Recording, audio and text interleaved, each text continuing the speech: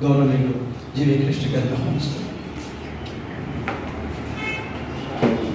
మిత్రులందరికీ హృదయపూర్వక ధన్యవాదాలు, నమస్కారాలు. ఈ పుస్తకం కెంగారు మోహన్ రాసినటువంటి దళిత కథలు బ్లాక్ రెయిన్బో. ఇంతమంది వేదిక ఉన్న తర్వాత ఈ పండుగల గురించి అందరూ మాట్లాడాలి కాబట్టి మిమ్మల్ని సాధ్యమైనంతగా మిమ్మల్ని ఓర్పడిస్తారు, లేదు మిమ్మల్ని అల్లరిస్తారు, రెండు జరగచ్చు. ఈ పుస్తకంలో ఎందుకు మాట్లాడుతున్నా అంటే నన్ను నేను రిసీవ్ చేసుకోవడానికి, నేను ఇంకేం మాట్లాడుతున్నా అనే చిన్న అసంశం సార్ మాట్లాడిన తర్వాత సంపూర్ణంగా మాట్లాడిన తర్వాత ఇంకా నేను ఇంకేం మాట్లాడచ్చు అనే ఒక సెట్టింగ్ కోసం మనం మాట్లాడుతున్నాం. ఈ పుస్తకంలో 12 కథలు ఉన్నాయి. రాయలసీమ మాత్రమే తీసుకుంటే కూడా రాయలసీమలో దళిత కథ చాలా ముందు నుంచి కూడా ఉంది, దళితేతల్లో ఉంది. కొల్లిరెడ్డి కృష్ణారెడ్డి గారు అని చెప్పేసి ఒక పెద్దకుడు చిత్తూరులో దాదాపు ఒక సంకలనం వేసేసారు, దళితులే రాశారు. ఆయనేమో కృష్ణారెడ్డి ఆయన పేరు. ఆయన కంటే చిత్తూరు జిల్లా నుంచి గోవింద్ కరుణాకర్ అని చెప్పేసి ఒక కథ కూడా ఉన్నాడు. ఆయన కూడా అగ్రవాల రచయిత కూడా అన్ని కథలు కూడా దళిత కథలే. ఆయన దళితుడేమో అనేందుగా అంత దీంతో రాశారు, కంప్యూటర్తో రాశారు. అట్లా రాయలసీమలో దళితేతలు రాసిన దళిత కథలు ప్రారంభంలో చాలా బాగా వచ్చాయి, చాలా ఇన్స్పిరేషన్ కలిగించాయి ఈ కథల మీద. అయితే చిలుకూరు దేవత గారి తర్వాత నిజమైన దళిత కథ రాయలసీమ నుంచి ప్రధానంగా గుర్తించింది. ఆయన ఆయుధం ఇలా చెప్పాలంటే అయితే ఎంత చిలుకూరు దేవపుత్ర ఆదురైనా కూడా దళిత కథని ఒక పంచులాగా ఇచ్చి ఒక్కసారిగా షాక్ గురి చేసి తెలుగు సాహిత్యానికి కానీ రాయలసీమ సాహిత్యానికి కానీ ఒక పుష్ ఇచ్చినవాడు, ఒక పెద్ద కుదుపు ఇచ్చినవాడు నాగపల్లి సుందరరాజు. ఆయన మాదిగూడ కథ సంపుటి వచ్చిన తర్వాత ఆ కథా సంపుటి ఇచ్చిన సంచలనం ఒక ఏ రచయిత అనుకోలేదు. అంతగా కర్నూలు జిల్లా పశువు ప్రాంతపు జీవితాలని, మరి ముఖ్యంగా మాదిగల్ని, మాదిగోడు అంటే ఆయన మాదిగోడు అని అనట్లేదు, మాది గోడు అంటున్నాడు అంతే. నిజానికి మాది గోడు జీవితం అయ్యా, మాది ఏడుపు జీవితం, మాది గోడు ఏడుపు కదా, మా జీవితాల మీద గోడు ఉండే జీవితం మాది, ఏడుపు ఉండే జీవితాలు మాది చెప్పాడు. అది మాది గోడుగా కలిసిపోయింది అంతే. సో ఆయన తర్వాత కర్నూలు జిల్లా మాత్రం పరిచయం అయితే మేమంతా కూడా రాశాం దళిత కథలు. హరికృష్ణ గారి కానీ, ఉమామేశ్వర్ కానీ, శ్రీనివాసమూర్తి గారు కానీ కథలు రాసి వస్తుంది. మేమంతా దళితలు ఒక సహానుభూతితో రాసిన కథలు చాలా రాశాం. అయితే పశ్చిమ ప్రాంతాల కథలను మాత్రం సుందరరాజు యొక్క స్ఫూర్తితో పశ్చిమ కథలను మాత్రం నేను ఎక్కువ రాశాను. మొదట్లో మా కథ సమయం బృందంలో పశ్చిమ ప్రాంతాల కథలు ఆ యాసని పట్టుకొని ఆ యాస కోసం ఆ యాస మీద మోజుతో ఆ యాస మీద మంచి జీవితాలతో రాసే ప్రయత్నం చేశాను. అయితే 2020 తర్వాత మారుతి పౌరోహితం, కెంగారు మోహన్ ఇద్దరు కర్నూలు జిల్లా కథనంలోకి వచ్చిన తర్వాత పశ్చిమ ప్రాంతం కథాకథనం అనేది నిజంగా ఒక రూపు తీసుకోండి. ఒక్కసారిగా నాగపల్లి సుందరరాజు తర్వాత ఎవరు ఉన్నారు అని చెప్పాల్సి వస్తే తప్పకుండా వీళ్ళిద్దరు మాత్రమే చెప్పాల్సి వస్తారు. ఆదో నుంచి చాలా మంది కథలు ఉన్నారు, రామచంద్రరావు కానీ, భాషా గారు కానీ, మంచి కథలు రాసిన వాళ్ళు, సంపుటాలు వేసిన వాళ్ళు ఉన్నారు, కథా సంపుటాలు వేసిన చాలా మంది ఉన్నారు. అయితే లక్ష్మీనరసింహ సార్ అంటూ అన్నారు కదా, ఒక ప్రాంతాన్ని ఆ ప్రాంతంగా చెప్పగలిగినటువంటి ఆ పరిమళం ఎట్లా వస్తుందంటే కేవలం భాషలో మాత్రమే వస్తుంది. ఆదో ఉండేవాడి దుఃఖము, వాడు పడే పడిబాట్లు, కర్నూలులో ఉండి పడేవాడు పడిబాట్లు పెద్ద వేరియేషన్ ఉండదు. వారింట్లో కష్టాలు, వీరింట్లో కష్టాలు, అక్కడ ఎదుర్కొనే సమస్య, ఇక్కడ ఎదుర్కొనే సమస్యల పరంగా చూసినప్పుడు ప్రాంతాల వారీగా జీవితం ఒక గుండెగా ఉంటుంది. ఎవరికైనా కోరికలు కనపడతాయి. మనము రాయలసీమని వేరియేషన్ చేసుకుంటాం, కానీ మనం పడే బాధలు, మన సామాన్యమైన పడే బాధలు, కాకినాడలోనో లేకపోతే రాజమండ్రిలోనూ పడే మానవ బాధలు కూడా ఒక రకంగా ఉంటాయి. అయితే ఎక్కడ వేరియేషన్ అనిపిస్తుంది ఏంటి? మరి ఒక ప్రాంతం సాహిత్యాన్ని మనం ఎట్లా చూస్తాము, ఏది డిసైడ్ చేస్తుంది, ఏది నిర్ణయిస్తుంది ఒక ప్రాంతాన్ని? ఆ కథ చదువుతూనే పలానా కథ, ఆ కథ చదువుతూనే అది ఏ ప్రాంతపు కథ చెప్పగలిగినటువంటి ఒక ఇది ఎట్లా వస్తుందంటే భాషతో వస్తుంది. అది ఆ భాషను పట్టు, ఆ భాషను పెద్దలు తీసుకొచ్చుకుని ఉంచుకునే వాని నైపుణ్యం, వాని కృషి అనేది మాత్రమే కథారచన నిలబెడుతుంది. ఇంకా పుంకాలుగా కథలు రాసేవాళ్ళు చాలామంది ఉంటారు, అందరినీ మెప్పించుకుంటా ఆలోచించుకుంటా మానవికత గురించిన గొప్ప అనుభూతితో కథలు రాస్తారు. చాలామంది ఉన్నారు ఇప్పటికి. అయితే వాళ్ళు ఎవరు కూడా కథలుగా నిలబడేదానికి ఆస్కారం లేదు. ఎవరైనా చెప్పాల్సి వస్తే మన ప్రాంతం చెప్పాల్సి వస్తే రాయలసీమ ఇక్కడ చెప్పాల్సి వస్తే మనం కొందరి పేరు చెప్తాం. ఎంతోమంది రాస్తుంటారు కథలు, వందలాది మంది కథలు ఉన్నారు.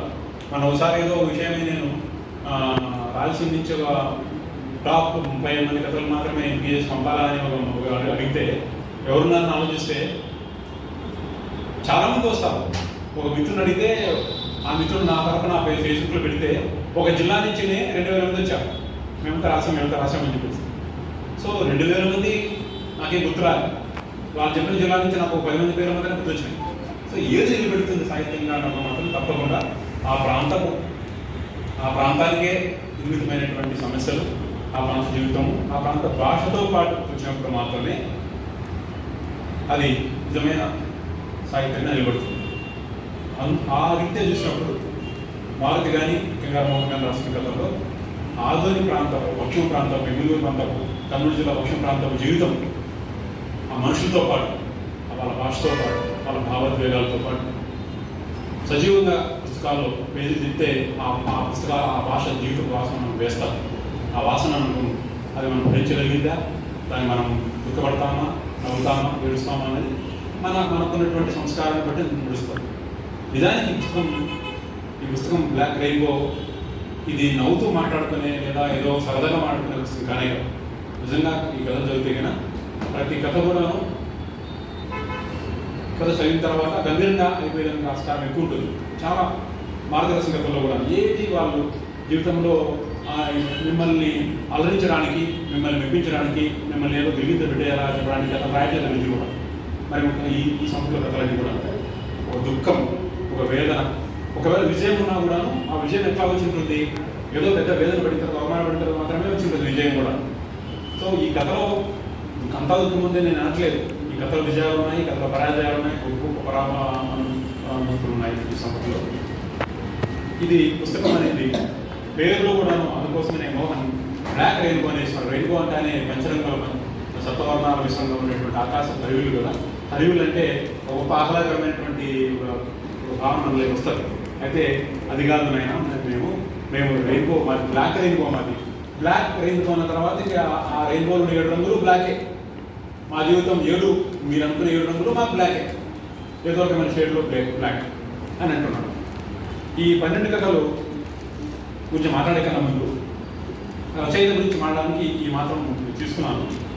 అయితే కథా సంపుటి సంబంధించినటువంటి నేను అవసరం సమీక్ష ఏమన్నారు కాబట్టి 12 కథల్ని చెప్పాలన్నా లేదా 12 కథల నుంచి దానికి సంబంధించినటువంటి సారా మాత్రం చెప్పాలనేది ఒక చిన్న ఇప్పుడున్న ఈ సమయం ఎదురుంది కాబట్టి దాన్ని ఎట్లా తీసుకోవాలనే దాని గురించినటువంటి విచారం నడుస్తుంది. నిజానికి నేను సమీక్షగా కాకుండా నా వైపు నుంచి మాట్లాడతాను. పశ్చిమ ప్రాంతం అంటూనే రాయలసీమ కథలు ఎవరైనా సరే వ్యవసాయం గురించినటువంటి కథ రాయాలని ఒక డిమాండ్ మీద ఉంటారు. మేమంతా రాయలసీమ అందరం ఎలాంటి చేపలు వేస్తామంటే మా ప్రాంతం గురించిన కరువు గురించినటువంటి కథ రాయడం మేము ఉండలేము. అది మమ్మల్ని మేము 10వ 12వ తర్వాతైనా 13వ కథ కరువు కథ రాయాల్సిందే. మేము ఒకవేళ మంచి కథలు వేరే యాంగిల్స్లో కథలు రైతులు రాసిన తర్వాత ఒక కథలు ఉన్నాడు రాయలసీమ వాడు నిజమైన కథలు అయితే వాడు వాడిని ఏం డ్రైవ్ చేస్తుంది, వాడిని ఏది ప్రేరేపిస్తుందంటే ఆ ప్రాంతం కరువు కథ నేను రాయకుండా ఎట్లా అని వాని లోపలవానికి ఒక తప్పకుండా ఒక హుక్కు పడతారు. సో దాన్ని వాళ్ళ సమితి రాయాల్సింది. అయితే నిజానికి మేము 2021లో అనుకుంటా మేము కథా సంపుటిలో వేసినప్పుడు వానమితులు కన్నా ముందు మనం వేసింది రీలింగ్ కన్యాలు వేసాం. రీలింగ్ కన్యాల కథా మామూలుగా కర్నూలులో ఎలాంటి ఒక సంప్రదాయం ఉందంటే 2 ఏళ్ళకో 3 ఏళ్ళకో ఉన్న కథలు అందరం కూడాను తలా ఒక కథతో పుస్తకం వేస్తాం. అందరం కళాయం తీసుకొని పుస్తకాన్ని వచ్చేస్తాం. అట్లా అదొక ఒరవడి. మేము కథా సమయం పేరుతో వేసిన పని అదే ఆ కథా సమయం పేరుతో కాకుండా తర్వాత వేరే బృందాలను కలిసి పనిచేసే క్రమంలో కూడా మేము కథా సమయం పేరుతో, హంద్రీ కథల పేరుతో, కర్నూలు కథ పేరుతో, తర్వాత గుర్రూరు పూలు పేరుతో, రీలింగ్ కన్యాల పేరుతో ఇట్లా కథలు వేస్తూ రీలింగ్ కన్యాల తర్వాత వానమితులతో వేస్తాం. ఇట్లా అందరూ కలిసి సమూహంగా కథ వేస్తాం. అట్లా వేసినప్పుడు మొదటిసారి మోహన్తో కథ రాయించాడు. మోహన్ కథ రాశాడు. ఆ కథ పేరే అది ఇంతకుముందు సార్ మాట్లాడాడు, మట్టి మనిషి అని చెప్పేసి. ఆ ప్రాంతపు యాసని, ఆ ప్రాంతపు రైతు జీవితాన్ని యాసలో చెప్పాడు.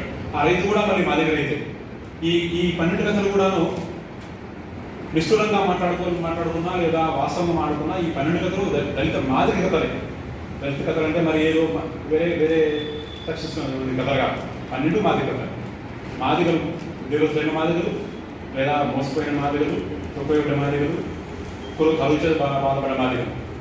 అది ఆ మేరకు మోహన్ క్లారిటీగా ఎంత కమ్యూనిస్ట్ సంఘాలు పనిచేస్తున్నా కూడాను స్థానియత, విధినితత, ఒక నిర్దిష్టమైనటువంటి ఒక మనిషి గురించి జీవితం రాయాల్సిన అవసరం ఉంది. ఒక విషమానుడి గురించి, మెగా కథనాల గురించి మాట్లాడాలనే ఒక జాగ్రత్త ఉంటుంది కమ్యూనిస్ట్ సంఘాలు పనిచేసే వాళ్ళు. ఏది రాస్తే కూడాను సర్వమానమైన విషయాల గురించి రాయాలి, అలాంటి తీర్పులు ఇవ్వాలా, అలాంటి పరిష్కారాలు ఇవ్వాలా, అలాంటి కథనాలు రాయాలని చెప్పేసి ఒక డిమాండ్ ఉంటుంది. ఏదో మేరకు అది వాళ్ళు డ్రైవ్ చేస్తుంటారు. ఏం రాసినప్పుడు కూడా సర్వసాధారణంగా చేస్తే చెప్పే ప్రయత్నం చేస్తున్నారు. అట్లా కాకుండా ఒకనొక ఊర్లో, ఆధునిక ప్రాంతంలో ఉండే ఒకనొక ఊర్లో ఒక మాదిగాని జీవితం ఇట్లా ఉంది అని చెప్తారు. లేదా ఒకనొక ఊర్లో ఒక మాదిగాని ఉద్యోగస్తులుగా ఉంటే ఆ మీద ఇట్లా ఉంది అని చెప్తారు కథల్ని కూడా. ఆ మేరకు 12 మాదిగ కథలు. దీంట్లో ఆ మాదిగ రైతు, మట్టి మనిషిలో ఉండే మాదిగ రైతు, ఆ మాదిగ రైతుకు బోర్లు వేసి ఇంకో విషయం ఏమంటే రాయలసీమలో ఉన్నటువంటి ఒక వ్యవసాయ సంబంధించిన ఆర్థిక ఎకానమీ గురించి మాట్లాడే క్రమంలో ప్రతి రైతుకు, ప్రతి కులంలో రైతుకు ఏదో మేరకు పొలం ఉంటుంది. మనది రైతువారీ వ్యవస్థ బ్రిటిష్ పీరియడ్లో ఉన్నప్పుడు జమీందారీ వ్యవస్థలు ఉంటే మనదంతా రైతువారీ వ్యవస్థ. ప్రతి రైతుకి ఎంతో కొంత భూమి ఉంటుంది అన్ని కులాల్లోనూ. అందువల్ల మాత్రమే ఇక్కడ రైతులు అన్ని కులాల్లోనూ రైతు ఉండడానికి ఆస్కారం ఉంటుంది. రైతుల భూములు ఎక్కడ ఉన్నాయి అనే ఆర్గ్యుమెంట్ పనికాదు.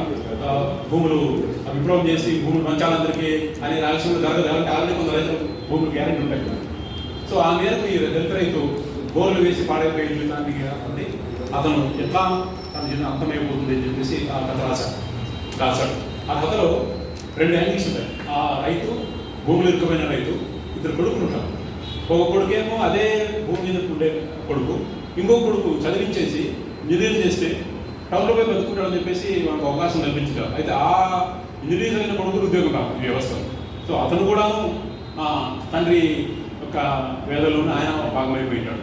ఆ తండ్రి బోర్లు వేసిన అవమానంలో ఆ రాత్రి చనిపోతే కొడుకు చూడడానికి పిలిపిస్తే వాడు సౌగతిలో ఉంటాడు చెప్పాలంటే కర్నూలు ఉద్యోగం లేక. సో ఒక కుటుంబం, ఒక దళిత కుటుంబం అంత ఎంతో భూమి ఉన్నా కూడాను, 5 ఎకరాల భూమి ఉన్నా కూడాను ఇంటి మీద ఆధారపడే ప్రాంతమైన వీటి వల్ల బతకడానికి ఆస్కారం లేదు, చాలా కష్టం ఉంది బతకడానికి అని చెప్పేసి మట్టి మనిషి అనే కథలో ఆయన చెప్తారు. ఆ కథలో మట్టి మనిషి అనే ఫ్లేవర్కి ఆ ప్రాంత యాసలోనే కథ రాయాడు. కథను కూడా కథ చెప్పే కథ కూడా కథ మాట్లాడేవి కూడా ఆధునిక ప్రాంత వ్యాసమే మాట్లాడతారు. భాష ఆంతర సంభాషణలే కాదు, కథ కూడా అది నడుస్తుంది. సో అది ఆ కథకున్న బలం నాకు చాలా బాగా అనిపిస్తుంది. ఇంకా ఒక్క కథ మాత్రమే రాశాడు, వ్యవసాయ సంబంధమైన కథ రాశాడు. అక్కడ వదిలేసి మిగతా మోహన్ ప్రయాణం ఏంటంటే సమిధలు అనే ఒక కథ ఉంది. సమిధలు అంటే ఎవరో చేసే అకృత్యాలకు, ఎవరో చేసే యజ్ఞంలో మనం కటిపుల్లాగా కలిపోవడం, మన జీవితాలు బలైపోవడం. ఈ కాన్సెప్ట్తో సమిధల పేరుతో ఒక కథ రాసినప్పుడు కూడా 5-6 కథలు అలాంటి దీని కింద వస్తాయి. అంటే దళితులు గ్రామాల్లో జరిగే రాజకీయాలతో లేదా గ్రామాల్లో జరుగుతున్నటువంటి ఏదో వేరే మోహరింపుల్లోనూ లేదా తమ సైనికులాభాలను బలైపోతున్నారు అని చెప్పడానికి 5 కథల్లో కనిపిస్తుంది. ఆ 5 కథల్లో సమిధల్లో 2 బీసీ కులాల ఊళ్ళో ఉంటే ఒక రెడ్డి ఉంటే ఆ రెడ్డి యొక్క ప్రాబల్యం వల్ల 2 బీసీ కులాలు ఒకరిద్దరితో నిలబడడం అనేది. అందులో భాగంగా ఒకవేళ వాళ్ళిద్దరూ ఒకటైతారేమో అనే భయంతో ఆ రెడ్డి మాదిగల్ని పులుగొల్పి ఒకరి మీద కేసు పెట్టిస్తారు. ఒక భూమి అమ్మకం కోసం జరిగింటుంది. కురవ వాళ్ళు వడ్డే వాళ్ళు భూమి అమ్మింటారు. రిజిస్టర్ చేసుకోకుండా ముందే ఒక అగ్రిమెంట్ తెచ్చుకొని ఉంటారు. అగ్రిమెంట్కును రిజిస్ట్రేషన్కు ఒక 6 నెలల గ్యాప్ ఉంటుంది. డబ్బులు పొందించుకోవడానికి వరుస పెడతారు. వడ్డే సుప్రీకి వెళ్ళేసి డబ్బులు సంపాదించుకొని ఊర్లోకి వస్తారు. అంత లోపల ఆ ఊళ్ళో ఉన్న రెడ్డి భూమి న్యాయాన్ని ప్రలోభ పెట్టి వానికి ఏమమ్ముతావు, వాడు టైం అయిపోయింది కదా నాకమ్మని చెప్పేసి ఈయన రిజిస్టర్ చేసుకుని నేను కూడా అగ్రిమెంట్ గుర్తించుకుంటాను. సో అలాంటి కాంపిటీషన్ ఉంటుంది. అంటే భూమి రెడ్డి చేతులకు పోతుంటుంది, వాళ్ళకి ఏమో అగ్రిమెంట్ ఏమో ఉంటుంది, వడ్డే వరకు అగ్రిమెంట్ ఉంటుంది. సో వడ్డే వాళ్ళని ఆపడానికి రెడ్డి ఏం చేస్తాడు, తన తన తన చేతిలో ఉండే సర్పంచి అంజనప్ప అనే సర్పంచ్ని వారి మీద పోటీగా కేసులు పెట్టమనో లేకపోతే ఆ అజమాయిషి చేయమని కోరుతారు.